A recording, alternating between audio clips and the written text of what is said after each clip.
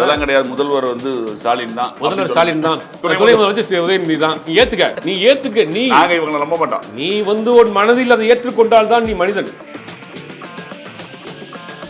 வந்து மேடையில் ஏறி அழகு பார்த்த திமுக, நீ சோறு சாப்பிட்ட திமுக, நீ தண்ணி குடிச்ச திமுக, அதான் தெரியுமா உனக்கு அப்படின்ட்டாங்க. ஐயோ அப்பா, எனக்கே ஒரு நேரம் நான் தானா இது இந்தி எதிர்ப்பு போராட்டத்திலே இல்ல உங்களுக்கு தெரியுமா? அது உடனே வந்து கருத்தரங்கு புத்தக வெளியிட்டு பாய் பாத்தீங்களா, செம்ம பண்ணு. அது என்னன்னா, போன ஆட்சி காலத்துல எல்லாருமே எழுத்தாளருங்க, எல்லாருமே ஏவாவேலு புத்தகம். ஏவாவேலு பயங்கரமான எழுத்தாளர், பயங்கர இலக்கிய சிற்பி, இலக்கிய குமிழ். ஏவாவேலு புத்தகம் வெளியிட்டு வாழ்த்தி அந்த புத்தக தம்பி வேலு அவர்களுடைய இந்த புத்தகத்துல அதை பார்க்கிற பொழுது அப்படின்னு அங்க படிக்கிறது. இதை வந்து அவருக்கு என்ன படிக்கிறங்கிறது தெரியாது, எழுதுறவங்களும் தெரியாது. இல்ல டைட்டில் என்னவா இருக்கும்? டைட்டில் சூறாவளியில் சூண்டல்.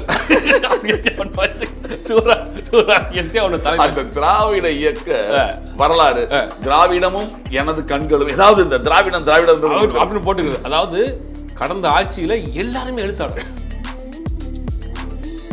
அநேகமாக வந்து தோல்விக்கான காரணத்தை ஆராய்ந்து ஒரு புத்தக வெளியீட்டு போட்டேன். திராவிடமும் தோல்வியும் தோல்விக்கான காரணம் என்ன, இதை பத்தி ஒரு நாள் கருத்தரங்கம் ஒரு புத்தக வெளியீட்டு நடத்த போறாங்கன்னு சொல்லி ஒரு இதை போட்டேன். என்னை வந்து ஆஞ்சிட்டாங்க. தலைவருடைய பிறந்தநாள் இல்லைன்னா அந்த பையனுடைய வாரிசை கொண்டு வராங்கன்னா ஒரு ஓரமா சின்ன ஒரு போஸ்ட் போட்டுருப்பாங்க. அப்ப அது கொஞ்சம் பெருசாகும். அப்புறம் நான் நலத்திட்ட உதவிகள், அப்புறம் அன்னதானம், இப்படியே கொண்டு வந்து அதுக்கப்புறம் பையனே ஒரு முக்கியமான அப்பாவுக்கு பதில் அப்பா அன்னைக்கு வர முடியல, நான் வந்திருக்கேன். கல்யாணமா அப்பா வர கல்யாண வீட்டுக்கே போவாங்க, கல்யாண வீட்டுக்கு அனுப்பிச்சு விட்டுருவாங்க. இன்னைக்கு அண்ணா புடிங்கி கொடுத்தாரு ஆட்சி. யார்கிட்ட இருந்து? காங்கிரஸ் இருந்து புடிங்கி கொடுத்தாரு. எது கொடுத்தாரு? ஒரு சாமானியன் கையில் அதிகாரம் வேணும், ஆட்சி வேணுங்கிறதுக்காக தான். நீங்க அதை என்ன பண்ணீங்க? உங்களுக்கு எடுத்துக்கிட்டீங்க. அண்ணன் எடுத்துக்கிறேன், சும்மா இருக்க. எல்லாம் அண்ணனுக்கு தான் நாங்க வச்சுக்கிறோம். தம்பிக்கு நீங்க வேடிக்கை பாருங்க, எனக்கு கொடுங்கனே இருடா, மக்காச்சோரத்தில் அந்த இடம் திரும்ப. நீ வந்து டிபேட்ல உட்காந்துக்கிட்டு இந்தியாவினுடைய பொருளாதாரம் 44 திராவிட மாடல் ஆட்சின்னு வரலாறு இல்லையா பாப்பா, இங்க ஸ்டேட்ல உட்காந்து இப்படி பேசிட்டேன். பல பேருக்கு புரியாமே போயிடுச்சு.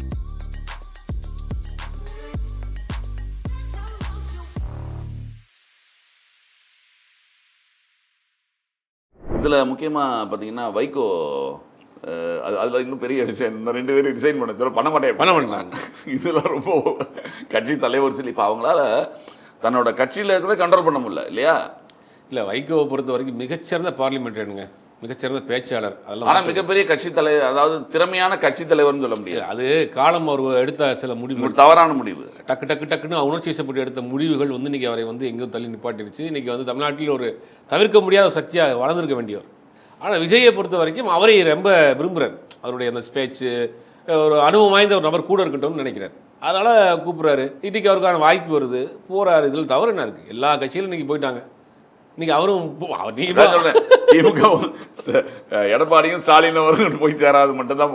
இப்போ அவங்கள பொறுத்த வரைக்கும் நம்ம யாரெல்லாம் நம்பிக்கைக்குரிய ஆட்கள் நினைச்சோம்னா அவங்களும் போயிட்டாங்க அப்படின்னா ஏன் நடந்துச்சு அப்படின்னா திமுக நடந்து கொண்ட விதம் தான். நீங்கள் வந்து ஒரு பெரிய மனப்பான்மையோட இப்போ இந்த சென்ட்ரலில் சொல்லுவாங்க, சென்ட்ரலில் சின்ன சின்ன நாடுகள் இருக்குல்ல, அந்த நாட்டிலேருந்து வரக்கூடிய அதிபர்கள் அவங்களாம் வந்து ரொம்ப ஒரு மாதிரி டீல் பண்ணுவாங்களாம். அந்த மாதிரி தான் இந்த கட்சியை பொறுத்த வரைக்கும் சின்ன சின்ன ஆட்களை வந்து ஆளுகளை ஃபுல்லாக சேர்த்து 24, 25 வைக்கிறத அவங்களுக்கு உரிய ரெஸ்பெக்ட் கொடுக்குறது. இப்போ விஜயை பொறுத்த வரைக்கும் எல்லாரையும் வாங்க சார் போங்க சார் தான் சொல்கிறாங்க.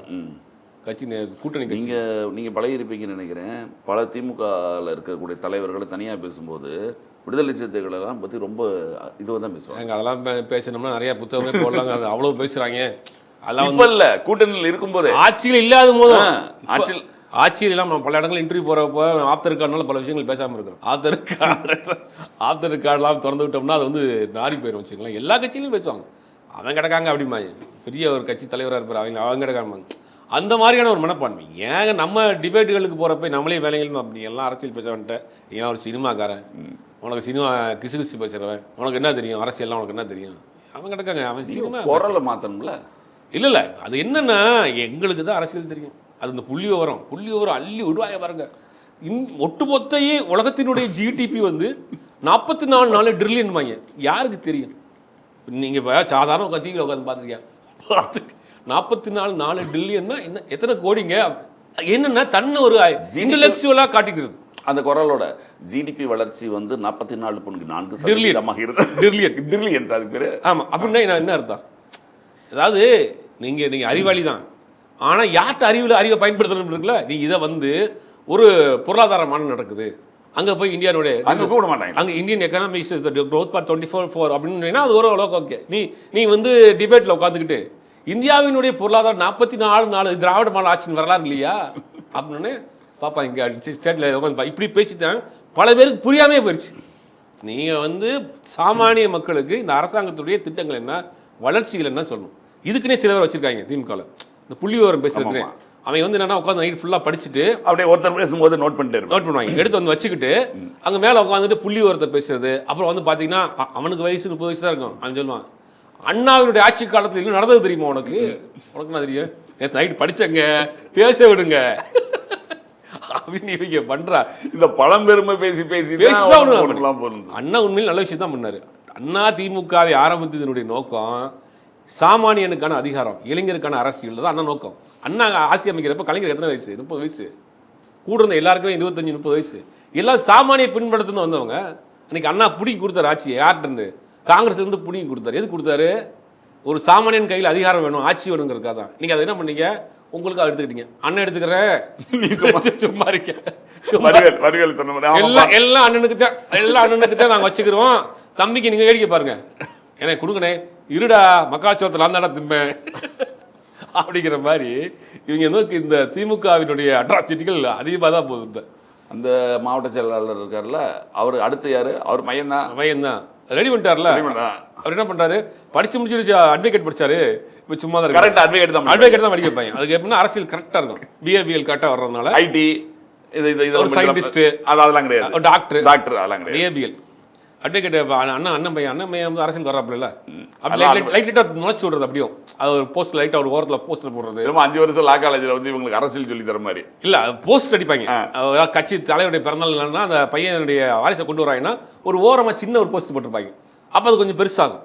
அப்புறம் நான் நலத்திட்ட உதவிகள், அப்புறம் அண்ணன் தானோ இப்படியே கொண்டு வந்து அதுக்கப்புறம் பையனே ஒரு முக்கியமான அப்பாவுக்கு பதில் அப்பா அன்னைக்கு வர முடியல, நான் வந்திருக்கேன். கல்யாணமா அப்பா வர கல்யாண வீட்டுக்கே போவாங்க, கல்யாண வீட்டுக்கு அனுப்பிச்சு விட்டுருவாங்க.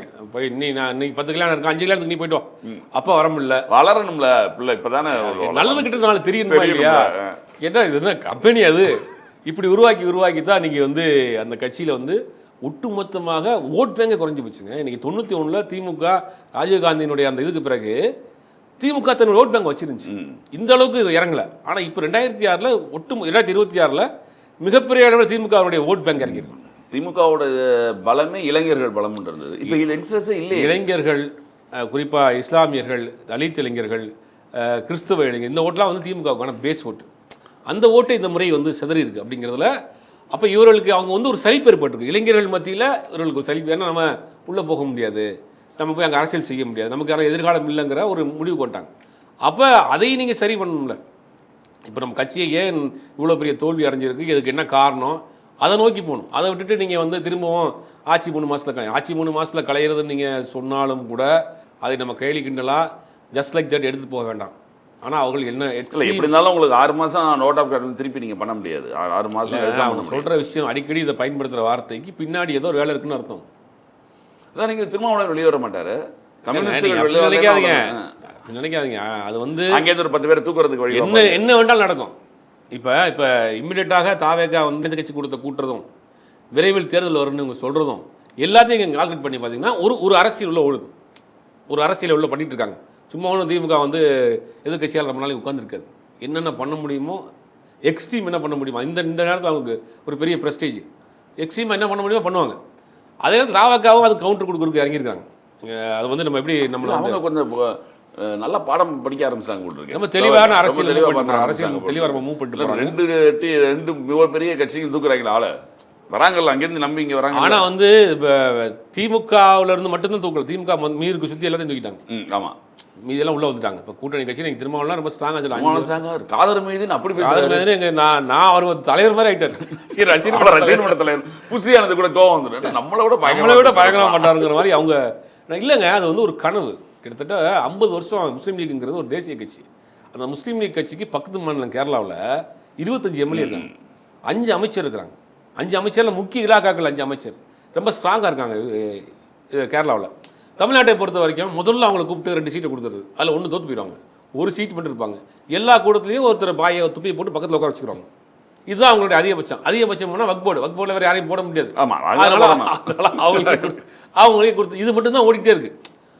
அப்போ இவர்களுக்கான ஒரு அதிகாரம் ஒரு முஸ்லீம் லீக் ஒரு அமைச்சரா இல்லை, அவங்களே எதிர்பார்க்காதது தான் எல்லாருக்கும். ஆனால் அவங்களுக்கு ஒரு ஆச்சரியம் கலந்த அதிர்ச்சி. அது இன்னொரு இது என்னன்னா இழுபறியில் போய்கிட்டு இருக்குது. மிக மிக முக்கியமான ஒரு நபர்கிட்ட நான் பேசுகிறேன். ஏங்க நீங்கள் எவ்வளோ நாளைக்கு இங்கே திமுகவில் இருக்க போகிறீங்க?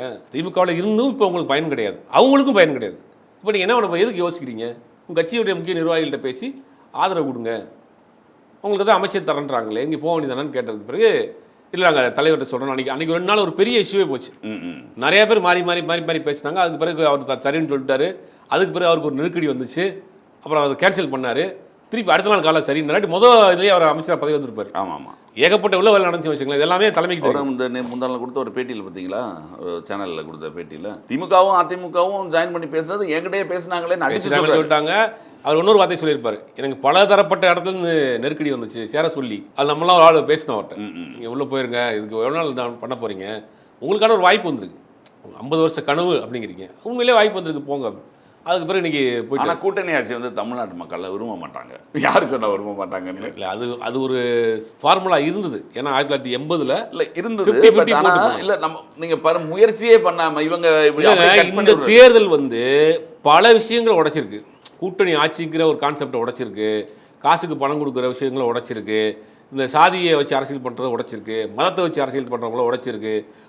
ஒட்டுமொத்தமாக அரசியல் களமே தலைகளாக மாறி போயிடுச்சு. அப்படிங்கும்போது இனி இதை வைத்து அரசியல் பண்ணும் திமுக அதிமுக. இனி இந்த பேட்டர்னில் தான் நீங்கள் அரசியல் பண்ணியே ஆகும். டிஎம்கே இறங்கிட்டாங்களே ஜென்ஸ் மீட்டெல்லாம். ஐயோ, அதை ஏன் கேட்குறீங்க? ஜென்சி பீட்டப் ஜென்சி மீட்டப் நோ உதயநாத் தம்பினா அப்படின்ற ஒரு பையன், தம்பி உனக்கு உதயநாத் நீ பார்த்துருக்கியா, அது அவருக்கு தெரியுமா?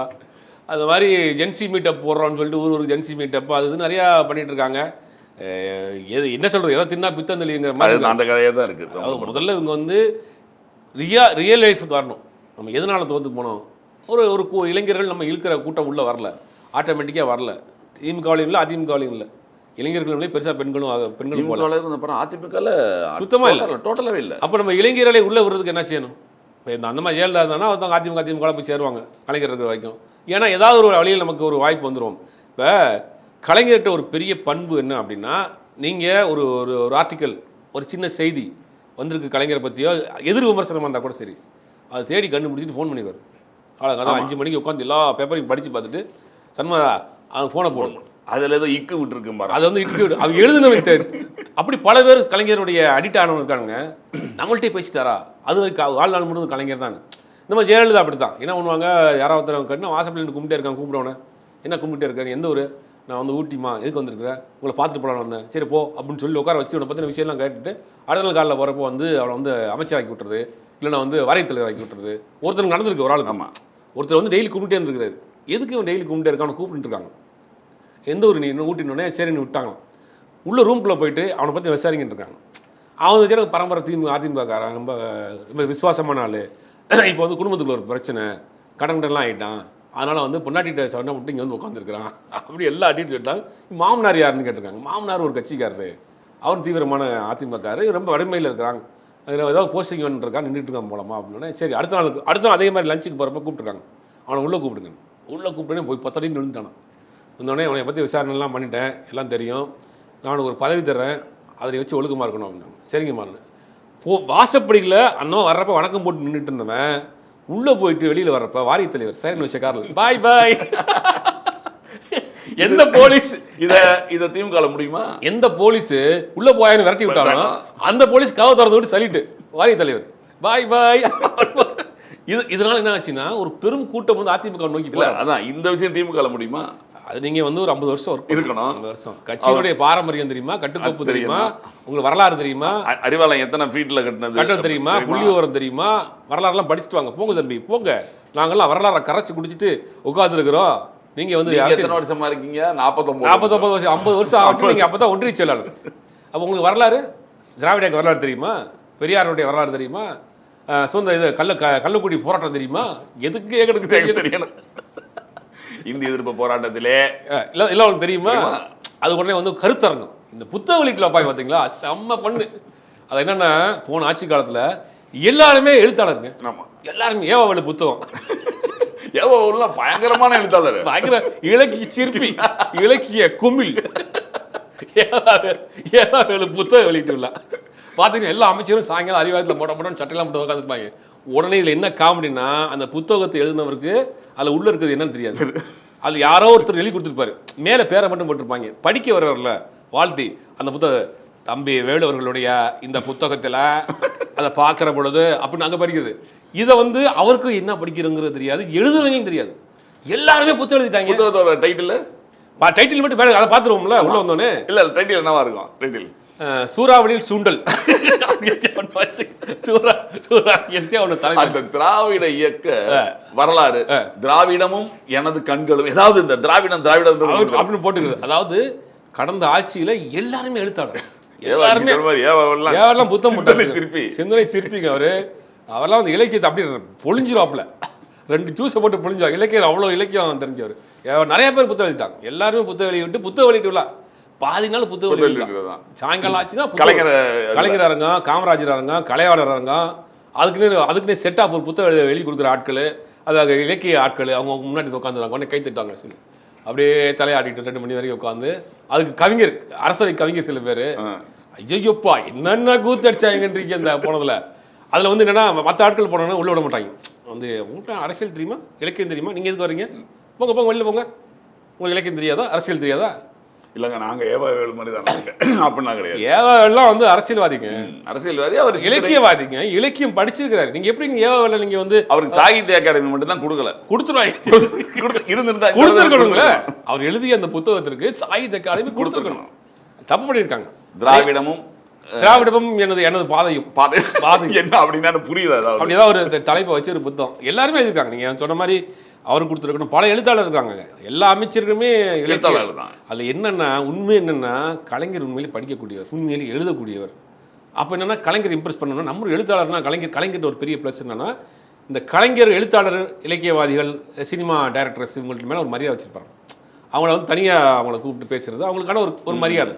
இப்போ ஏன்னா நம்ம கலைஞர்கிட்ட இம்ப்ரெஸ் ஆகணும்னா பேசாமல் புத்தகம் எழுதி விட்டுருவோமே, புத்தகம் எழுதி விட்டோம்னா கலைஞர் மாதிரி நம்ம கலைஞர் இம்ப்ரெஸ் ஆகலான்னு என்ன பண்ணுறது, அப்படியே வந்து புத்தகம் அதே மாதிரி இங்கே எழுதிட்டாங்க. அதே மாதிரி இங்கே கொடுக்கு. இவர் சொல்கிறா அப்படியே நீ என்ன எழுதிட்டு போ, இடையை போட்டு என் உயிரை வாங்க, 2.5 மணி நேரம் உட்கார வச்சுட்டு நீங்கள் எழுதிட்டு போ.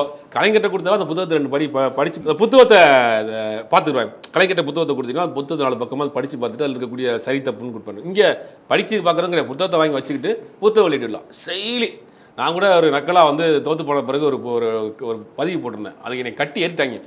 இந்த அநேகமாக வந்து தோல்விக்கான காரணத்தை ஆராய்ந்து ஒரு புத்தகம் வெளியிட்டு வைப்பாங்கன்னு போட்டேன். திராவிடமும் தோல்விக்கான காரணம் என்ன, இதை பற்றின ஒரு நாள் கருத்தரங்கம் ஒரு புத்தகம் வெளியிட்டுலாம் நடத்த போகிறாங்கன்னு சொல்லி ஒரு இதை போட்டேன். என்னை வந்து ஆஞ்சிட்டாங்க. நீ வந்து எப்படிப்பட்டாலும் உன்னை வளர்த்ததே திமுக தான்டா, நீ உனக்கு சோறு போட்டது திமுக தான்டா, நீ இப்படி பேசலாமாடா, நீ 3 வேளை சாப்பிட்டது அதான்டா, உன்னுடைய துரோகம் தெரியுமாடா அப்படின்ட்டாங்க. ஏன்டா நீ இப்படி படுத்துறீங்க, அறிவாலயத்தில் போய் அரிசி வேண்டி போவீங்க, டெய்லி உனக்கு சோறு போட்டு வளர்த்துன்றாங்க. எனக்கு சோறு போட்டு வளர்த்ததே அதான். உன்னை வந்து மேடையில் ஏறி அழகு பார்த்தது திமுக, நீ சோறு சாப்பிட்ட திமுக, நீ தண்ணி குடிச்சது திமுக, அதான் தெரியுமா உனக்கு அப்படின்ட்டாங்க. ஐயோ அப்பா, எனக்கு ஒரு வேற நான் தானா இது வேற இது நம்ம வேற ஒரு மறதி ஆகி போச்சா நமக்கு அப்படிங்கிறவங்க எனக்கே குழப்பாகி போச்சு. இவங்க இப்போ திட்டல சும்மா விளையாட்டாக ஒரு பதிவு போட்டாங்க. தோல்விக்கான காரணத்தை ஆராய்ந்து ஒரு புத்தகம் வெளியிட்டு வைக்க போறாங்கன்னு போட்டு நம்மளுக்கு வாயும் கை சும்மா இருக்கு வந்துட்டாங்க.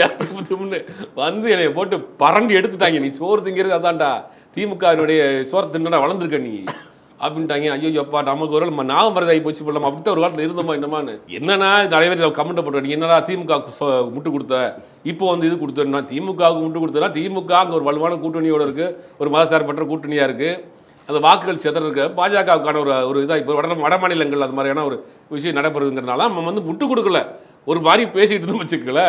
ஆனால் இப்போ பொறுத்த வரைக்கும் அது எல்லாம் தலைகளாக மாறல. இப்போ என்ன அதை ரிஜெக்ட் பண்ணி மக்கள் வேற எதுக்கு போகும்போது அது ஒரு தெளிவான ஒரு விஷயம் மாறுறாங்க. மாறும்போது ஏற்றுக்கிட்டு தான் நானும் அதை இல்லை கிடையாது, தலையில தான் குதிப்பன் திருப்பி சொல்லிட்டு இருக்க முடியும். அதெல்லாம் கிடையாது. முதல்வர் வந்து ஸ்டாலின் தான், முதல்வர் ஸ்டாலின் தான் துணை முதலமைச்சர் உதயநிதி தான். நீ ஏத்துக்க நாங்க இவங்களை நம்ப மாட்டோம். நீ வந்து உன் மனதில் அதை ஏற்றுக்கொண்டால் தான் நீ மனிதன் அப்படின்னு சொல்ல முடியுமா? இல்லப்பா அவர் தோத்து போயிட்டாரு, வேற ஒரு ஆட்சி வந்துருச்சு. போய் பாருங்க, மக்கள் வந்து மாத்தி ஓட்டு போட்டாங்க, மக்கள் வந்து காசு வாங்காம ஓட்டு போட்டாங்க, சாதியை பார்க்காம ஓட்டு போட்டாங்க, புதிய ஆட்களுக்கு வாய்ப்பு கொடுத்துருக்காங்க. இந்த கவர்மெண்ட் ஓரளவுக்கு நல்லா பண்ணுது, இப்போதைக்கு நல்லா பண்ணிட்டு இருக்கு. லஞ்சம் இல்லாமல் பண்ணணும்னு நினைக்கிறாங்க, அதுக்கான முயற்சி பண்றாங்க. இன்னும் கொஞ்சம் நாளைக்கு போகிறோம், அதுக்கப்புறம் ஏதாவது நடந்தால் நம்மளும் அதை பற்றி பேசுவோம்ப்பான்னா, நீ வந்து துரோகி, நீ வந்து திமுகவினுடைய சொத்தை திருட்டு நீ துரோகம் பண்ணிட்டேன். நான் எங்கடா நான் எம்பியாக இருந்தேனா, எம்எல்ஏ இருந்தேனா, இல்லை அவங்ககிட்ட போய் ஏதாவது டீ வாங்கி குடிச்சிட்டு போனா நல்லா கொடுப்பாங்க, அது வேற வச்சியா. நம்ம ஒரு உணர்வு ரீதியாக பேசிக்கிட்டு இருந்தோம், அவ்வளோதான் வரையும். மற்றபடி அங்கே வந்து வாங்கி நம்ம வீடு கட்டலை, கார் வாங்கலை, வந்து கான்ட்ராக்ட் வாங்கலை. இது வரைக்கும் 5 வருஷமாக செக்ரட்டரியேட் எங்கே இருக்குன்னு கூட எனக்கு தெரியாது, எந்த அமைச்சரையும் பார்த்ததும் கிடையாது. ஆனால் இங்கே வந்து திருப்பி திமுகவால் தான் நீ வாழ்ந்த, திமுகவில் தான் நீ இது பண்ணு கேட்டுக்கிட்டு இருக்காங்க. இப்போ வந்து நீ ஆளுங்கட்சிக்கு வந்து சப்போர்ட்டாக தான் பேசுறியா? இப்போ நீங்கள் வந்து தாவேக்கானால தான். தாவேக்கால வந்து நான் இன்னும் சொல்கிறாங்க, தாவேக்கால வந்து நான் ரூட் மாஃபியாவில் சேர்ந்துட்டேன். ரூட் மாஃபியாவில் சேர்ந்துட்டு நீ தாவேக்காக்கு பேசியிருக்கேன், வந்து ரூட்டோடைய ஆள் அப்படின்னேன். அது எங்கடா இருக்குது அப்படின்னா? ரூட்னா அதாவது ஜெகதீஷ் பழனிசாமி ரூட்னு ஒரு கம்பெனி வச்சுருந்தாங்க, அந்த கம்பெனிங்களெல்லாம் நான் சேர்ந்துட்டேன். ஏன்னா வந்து இப்போ இங்கே வந்து திட்டிகிட்டு இருக்காங்க. சரி, தம்பிகளுக்கு ஜாலியாக திருட்டு போட்டோம், அவங்க இது ஒரு பொழுதுபோக்கு தானே. மிக நன்றி. தமிழகத்தோட அரசியல் சூழ்நிலை பற்றி பேசியதுக்கு மிக நன்றி. நிகழ்ச்சியில் கலந்து கொண்டதற்கு நன்றி.